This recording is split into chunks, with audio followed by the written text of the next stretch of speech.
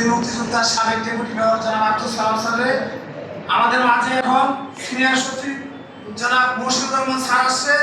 Sir দুইটি কথা আমাদের মাঝে বলবো। আমরা আসলে একটু কষ্ট হইলো, অনেক কষ্ট দিচ্ছি আপনাদেরকে, কিন্তু একটা কথা বলে আমাদের স্যার ছেড়ে দিব। স্যার আসছে, একটু স্যারের সম্মানে স্যার দুইটি কথা বলার জন্য অনুরোধ করতেছি। স্যার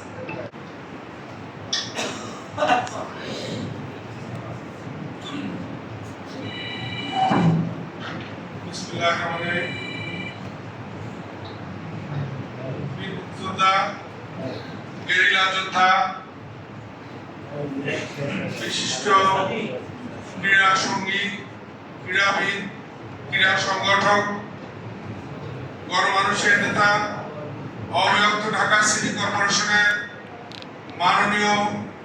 সাবেক মাননীয় মেয়র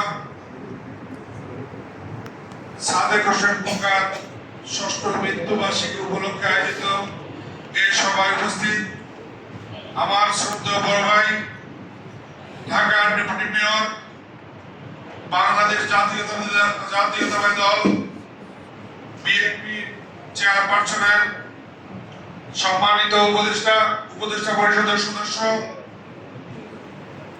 বীর মুক্তিযোদ্ধা জনাব আব্দুল সালাম, উপস্থিত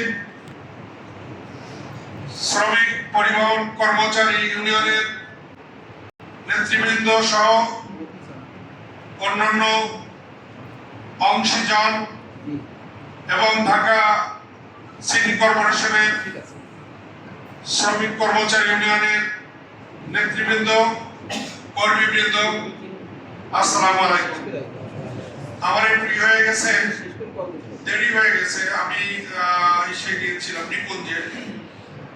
সালামের পরে বক্তব্য দেওয়াটা আমার অনেকটা ধৃষ্টতা মনে হচ্ছে। তারপরেও আমি এখানে এসেছি যেহেতু সাদেক হোসেন খোকা সম্পর্কে দু একটি কথা একেবারে অল্প সময়ের ভিতরে শেষ করে দেব।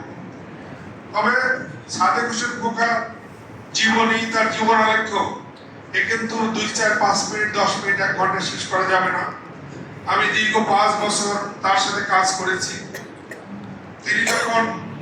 তিনি তখন ঢাকা মহানগর বিএনপি সভাপতি, আবার ঢাকা সিটি কর্পোরেশনের মেয়র। ঢাকা সিটি কর্পোরেশনের মেয়র হিসাবে তার কাছে কিন্তু আবহাওয়ার জনগণ একটা জামাতের মনোলগ্নে আমি দেখিনি তার কাছে। আচ্ছা, আমার এটা মনে পড়ছে না, এটা কি বললাম আমি। তবে তিনি আমি বলবো মেয়রের চেয়ারে যখন বসতেন তখন কিন্তু তিনি সকলের মেয়র। তিনি বিএনপির নেতা কর্মীদেরও মেয়র, অন্যান্য দলের নেতা কর্মীদেরও মেয়র হিসাবে তিনি কাজ করতেন। সালাম ভাই বলেছেন তাকে কখনো রাখতে দেখিনি, কারণ তিনি বুঝতেন ওই একটা প্রবাদ আছে, রেগে গেলেন তো হেরে গেলেন। তিনি কখনো জীবনে হারেননি, একমাত্র হেরেছেন ফ্যাসিস্ট হাসিনার রোষানলে। তিনি মৃত্যুর আগে এই বাংলাদেশে শেষ নিঃশ্বাস ত্যাগ করার ইচ্ছা, অভিপ্রায় তিনি ব্যক্ত করেছেন, কিন্তু জালিম সরকার তাকে আসতে দেয়নি। মৃত্যুর নর্মালি উনি ফোন না ধরলেও পরে ব্যাক করতেন, কিন্তু ওই ফোনটা উনি আর ব্যাক করেননি। এবং আমি পরদিন যে আবার জিজ্ঞাসা করবো, স্যার আপনি কেমন আছেন বা শরীর কেমন, তা আমি জিজ্ঞাসা করিনি। মহান আল্লাহ রাব্বুল আলামিন তাকে সম্ভবত নভেম্বরের 3 তারিখ অথবা 4 তারিখ দিয়েছে। মিথ্যা মামলায় তার সম্পত্তি জব্দ করেছে, তার ব্যাংক অ্যাকাউন্ট ফ্রিজ করেছে।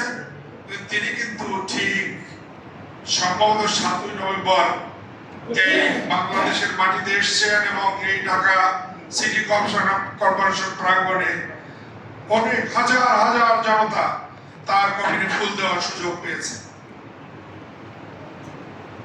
যদি আমি তখন সরকারি চাকরি করতাম, সেই চাকরির ভয়কে উপেক্ষা করে আমি এসেছি এখানে এসে ওনার কফিনে ফুল দিয়েছি। এবং মরহুম সাদেক হোসেন খোকা তার জীবনী যেন আল্লাহ তাআলা যেন তাকে বেহেশত নসিব করেন, বেহেশতের সর্বোচ্চ মাকাম থেকে দান করেন। এই পৃথিবীতে তিনি যখন মানুষের খেদমত করে গেছেন, মহান আল্লাহ রাব্বুল আলামিন তার নেক ফেরেশতা দিয়ে তাকে যেন চিরদিন পাহারা দেন এবং জান্নাতের বাগান, সুন্দর বাগান থেকে দান করেন। আমি আমার বক্তব্যকে বাড়াবো না, এখানে এসে আপনাদের মাঝে উপস্থিত হতে হওয়ার সুযোগ দেওয়ার জন্য আপনাদের প্রেমে ধন্যবাদ জানাচ্ছি, কৃতজ্ঞতা জানাচ্ছি। আমাদের আল্লাহ তাআলা সবাইকে রক্ষা করুন, হেফাজত করুন। আমি মরহুম সাদেক হোসেন খোকা আরো একবার তার পরপরের জীবন, শান্তিময় জীবন কামনা করে আমি আমার বক্তব্য শেষ করছি। আল্লাহ হাফেজ। বাংলাদেশ জিন্দাবাদ। মরহুম সাদেক হোসেন খোকা অমর হোক।